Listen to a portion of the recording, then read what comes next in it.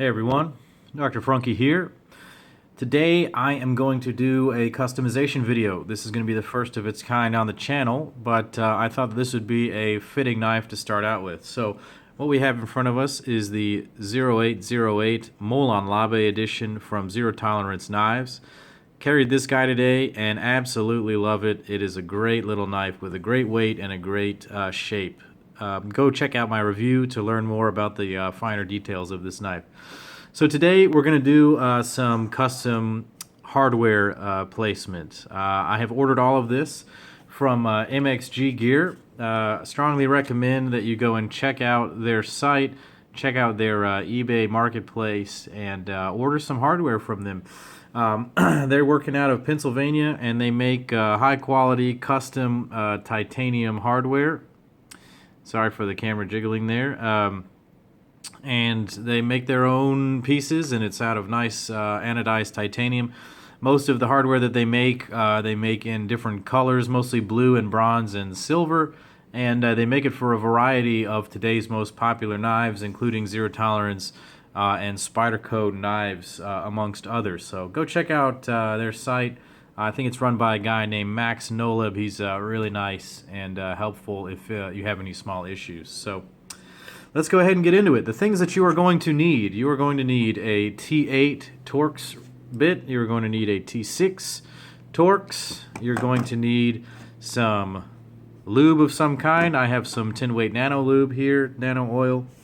You're going to need some Loctite for some of the screws at the end. We'll get into that. I have some paper here because this stuff leaks everywhere all the time and it sucks.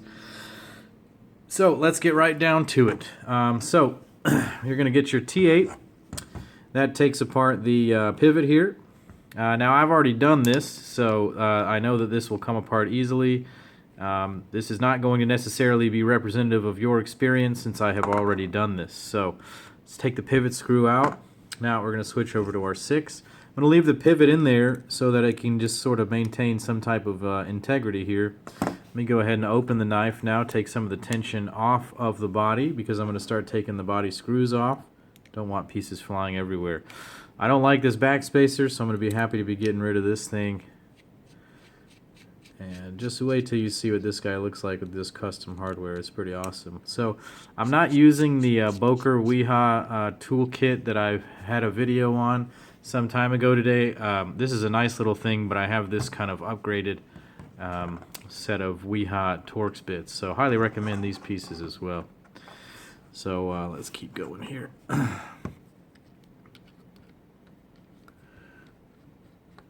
These are loose. Totally loose. Try to keep track of all your stuff. It's all going to fall everywhere. It's going to be kind of tough on this black background, but we're going to make do here. Okay, so let's flip it over here. Everything is going to come off. So T6 is also going to get your clip screws. Those are going to come out. We're replacing everything today, guys. Oh, good. Okay. I might fast forward through some of this. I might show it. This is going pretty quickly, so we'll see. Alright, everything came out very smoothly there. Again, your situation may vary. I have already done this, so now that you've gotten all the hardware off, you're going to release the tension from the lock bar. You're going to push the pivot out with your piece here. Sometimes it can be a little tricky. Just don't cut yourself. You know, let's be easy here. There it goes. All right, that came out. Good. Now, our knife is totally disassembled. All right, everything has come out. So, we've got our scales. We've got our back spacer. We've got our clip and everything.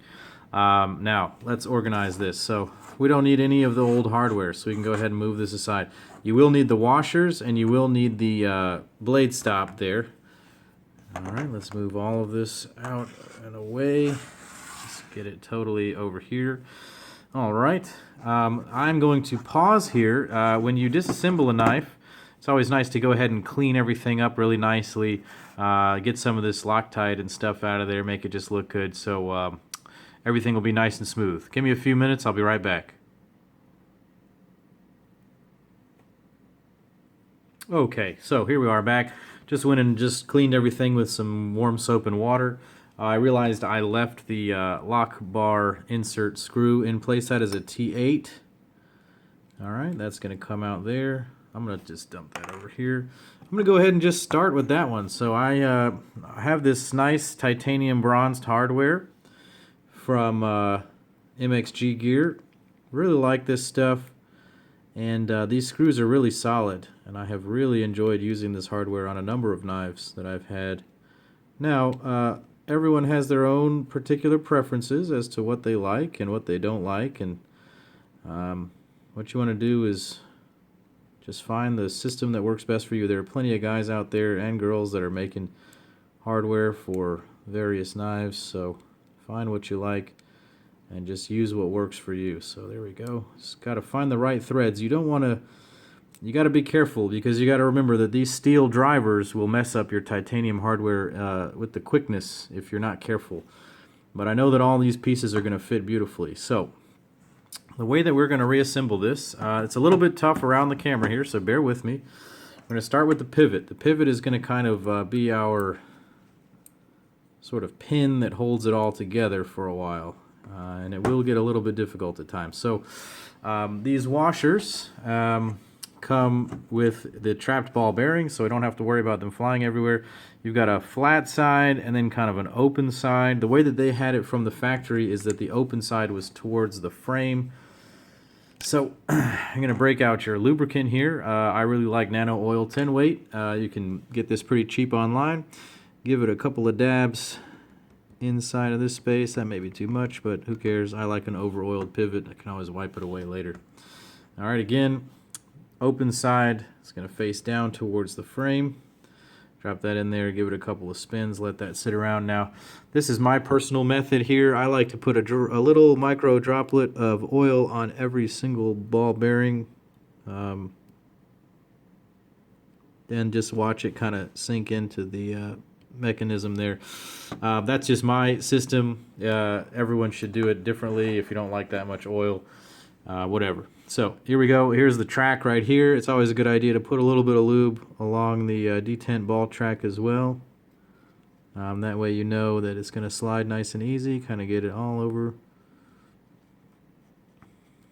And that looks fine. All right. Put this back on here. Now for different blades, I might apply a thick coating of mineral oil to the blade here. But I'm not really needing to do that on this one because it's got this nice coating on it. So my concern for rust is very low, especially back here where it's all covered up. So here's the next washer. I'm going to apply some nice amount of lube around the pivot here. You know what I didn't do? Something that is important. There we go. We're going to oil the pivot. So you want to have some oil all up and down here as well, for nice smooth functioning. Not a ton, but just enough, you know, some. Slide that up and down in there, get that going. Good. Alrighty, we go ahead and put the next washer on. Again, flat face towards the blade. Spin it around a little, let that sink in. I'm gonna depress the lock bar here a little bit. I'm gonna hold it down. I'm going to put the stop pin back in here. Good. And let it come back together. That kind of locks everything down nicely. Okay, so we've got all that put together. Looks like we're getting pretty close here. You know, perhaps I should have done the barrel spaces there, but we're going to figure this out. You can do this various ways. There are many ways to skin a cat, right? But what we're going to go ahead and do is kind of start getting everything put together here. Get the pivot screw in there. Oh, I forgot to mention, you're going to need one more piece of equipment for the pivot. And that is a penny, a US penny. If you don't live in the US, if you have a copper coin, that's something you're going to need. That's to screw in this pivot here. I learned that trick from a friend of mine. You might know him, Nick Shabazz, who taught me how to take apart some titanium hardware by using a penny. So that's a clever little idea there. So What we're going to do next is we're going to start getting our body screws together and our pivot together and our back spacers here. So these are some cool back spacers. They get rid of the silly long silver back spacer that they put into this thing. I really don't like that very much. Let's see here. This is not the right screw. Yep. This one. Oops. I'm good. So now what we're going to do, very carefully, try not to mess any of this stuff up. Just line this up here. Oh, this is the 8. You need your 6. Good. And again, doing this on camera is a little bit harder than doing it just kind of normally, so you can get better angles and whatnot. So we'll do the best we can. Oh, look, I think I actually got it.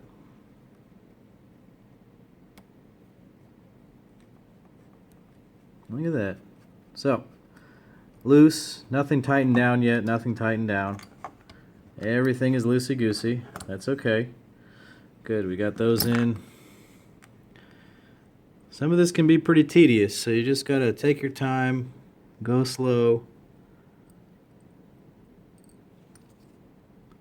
Don't push anything. Nothing should have any force. So you see all these are sliding down pretty easily here and lining up pretty well.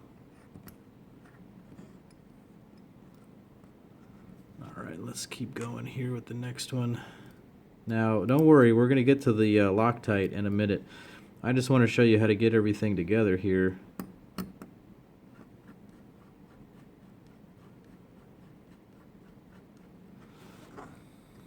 Now, what you can see, maybe, oh, shoot.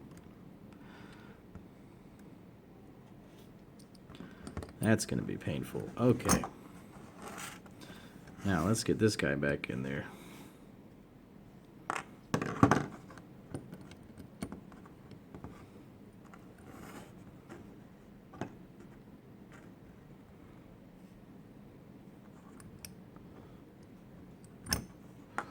Oh boy, that is really painful. Okay.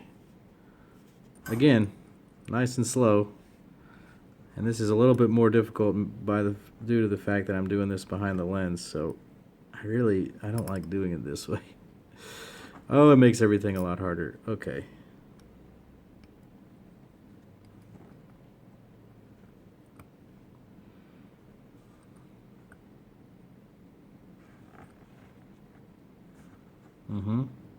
Alright. Let's see if we can get it to cinch down. Lock into place the right way. Good.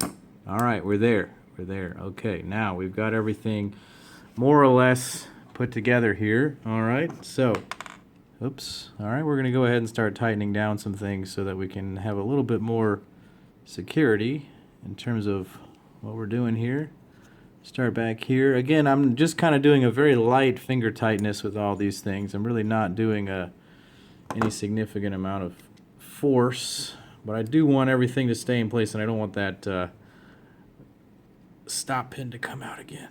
Okay. You can use your finger for a good ways with this. Oh, there it goes. Taking the tension off of the pivot in order to put this in. All right, at that point, it seems that the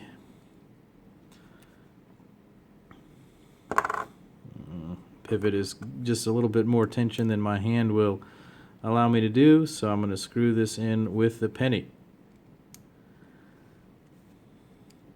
Copper being softer than titanium will not damage it, but it will give you enough strength to screw something in securely.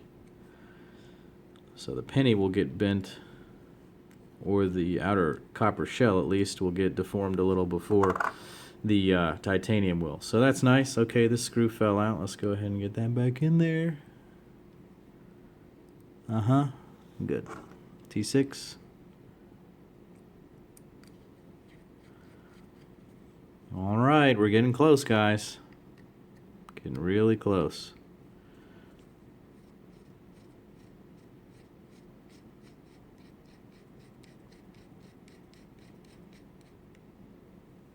Okay, that doesn't seem to want to go in there.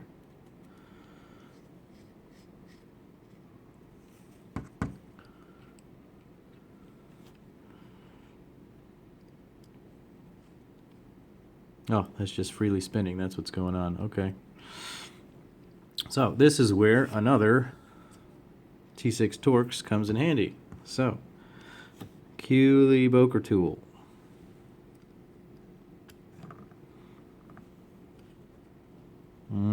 There it goes.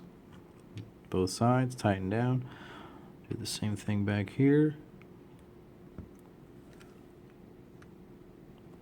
Alright, counter torquing. Solid. Okay. Now we're going to apply some, now we're going to apply some tension down here. More on the pivot. Kind of tighten that down a little bit. I don't know that these are all. There we go. Now that one's tightened down. Okay.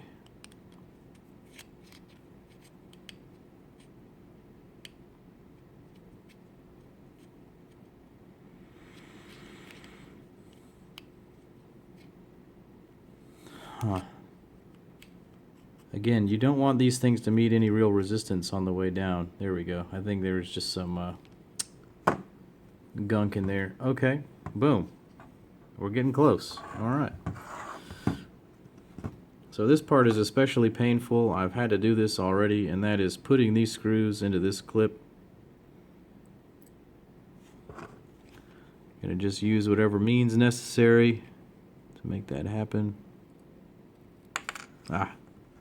Definitely gonna fast forward through this part because I'm about to spend a long time trying to make this happen. This is suboptimal, to say the least. It's really hard to mount this just straight up. There we go. All right. Get the other one in. Why not?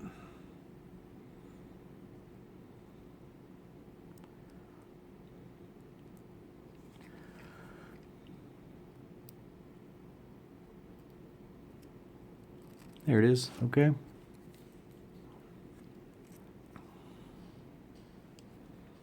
Alrighty. Getting closer.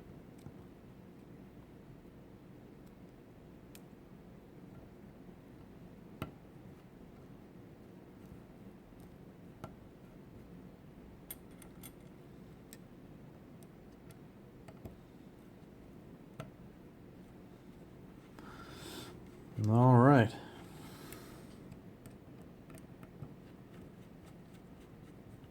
Tighten these guys down a little bit. And I think that just about does it. I'm going to just leave that alone for now. And bam! You have got a customized 0808 Molon Labe edition. So let's go ahead and get the microfiber cloth here. Give it the cosmetic once over here. That's sort of coming off. In any case, now you can see what we're working with here. My pivot's a little overly tight. Centering's good.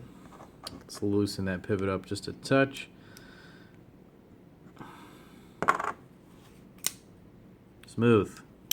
Oh yeah. There we go. I might tune that action a little bit more.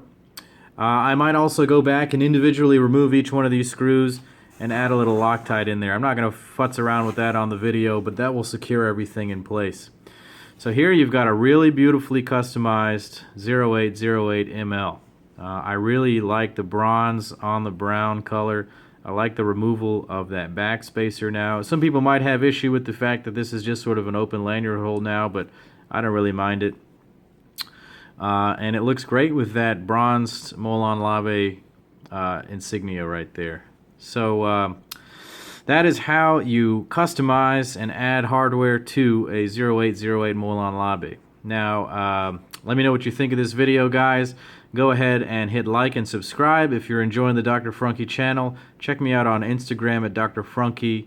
And until the next video, guys, this is Dr. Frunkey saying take care.